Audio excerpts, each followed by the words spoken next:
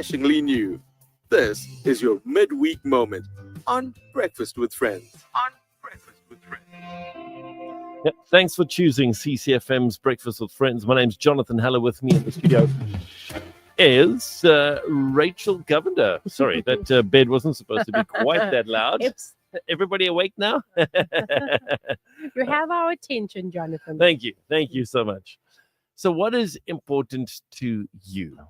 Now, John Maxwell says that if you look at what you spend your money on, then you'll instantly know what's important to you. So maybe a big part of your expenses is the place where you stay, whether you're renting or paying a bond.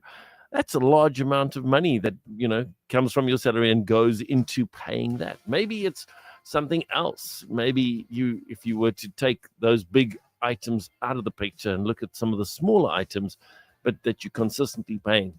Could it be a subscription to an online streaming platform where you can binge watch your favorite series? Or is it maybe social media? Again, social media, it's free, but we spend a lot of time on social media, be it watching people's WhatsApp statuses or looking at, shorts or whatever. The thing that I want to do, and this is not to make you feel guilty, but it is to share just my heart and what I've been challenged in. What is important to Jonathan? What is important to you? Because at the end of the day, we all only get 24 hours in a day. We get only so many years to live on this side, on this planet. But ultimately, we've got an eternal destination that we need to reach. And so in looking and thinking about this, I've really had to kind of challenge myself and say, it's interesting that, something that's important to me, be it making a nice cup of coffee, I'll make the time to do that. But sometimes I'll avoid having a conversation with somebody that I need to have a conversation with, or just kind of shy away from certain things that I'm not feeling that comfortable to do. Why is that? Well, because I haven't said to myself that is important. And so apart from spending time with God, apart from growing in my faith and my relationship with God, I have to ask myself the question, what is important to you, Jonathan?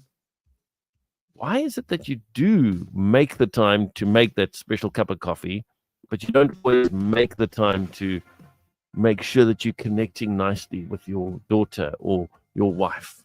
Why is that? And then God just revealed a little bit of what's going on in my heart. And in that space, I have to be honest and say that there are times when I just feel weak, where I feel like I've messed up and I'm ashamed, or I just feel, I don't know, is it really worth it? Is it really worth it to have that difficult conversation? But I've got to go back to, what does God want me to do? And so there I can easily be helped by the fact that in the Bible, God gives us many places where he says, seek ye first the kingdom of God and his righteousness. Seek ye first. That's the first thing that I should be doing. And then also in Micah 6 verse 8, God has shown you, Jonathan, God has shown you, put your name in there, what is good and what does the Lord require of you? It's to act justly, to love mercy, and to walk humbly with your God.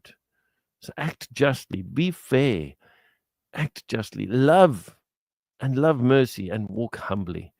And so in this process, it's messy. Do I get it right? Do you get it right? Always no.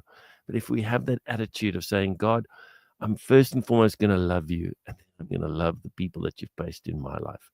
I believe that is what should be important to each and every one of us, especially as we get into this busy season. God bless you.